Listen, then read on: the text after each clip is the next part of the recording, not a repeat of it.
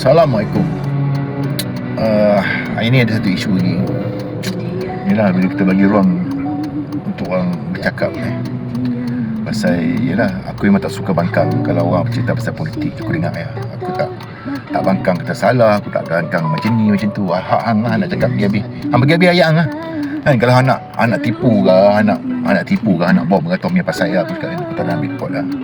Tapi bila bercakap tentang bangsa aku tegak sikit lah tadi kan, pasal aku rasa macam apa yang cakap ni tak betul. Bukan benda yang sepatutnya sebenarnya berlaku hari ni.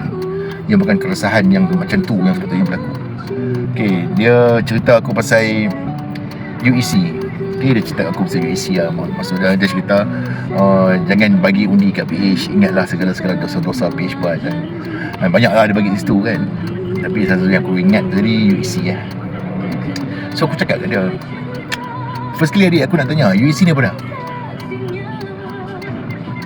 Dia tak ada nak jawab. Dia jawab tapi jawapan dia bukan jawapan yang sebenar, bukan jawapan yang komplit lah untuk kita faham.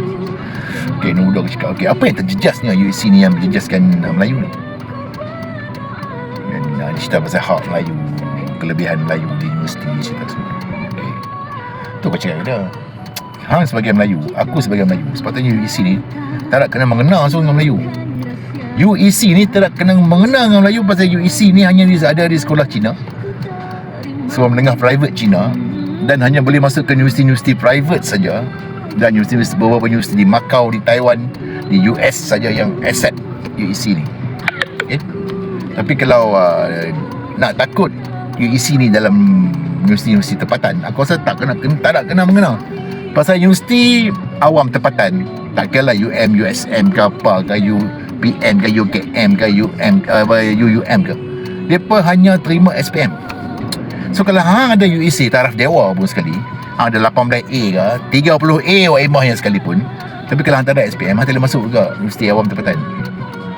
Kalau hang ambil subjek bahasa dan juga subjek sejarah, lulus, hang dapat masuk universiti awam, tapi hang punya course tu limited, terlalu limited.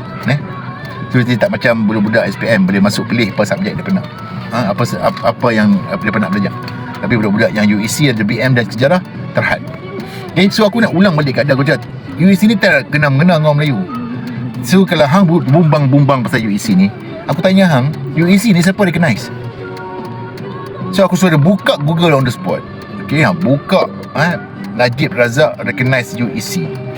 Dia nampak Najib pakai baju BN, bercakap atas pentas MCA, recognize UEC.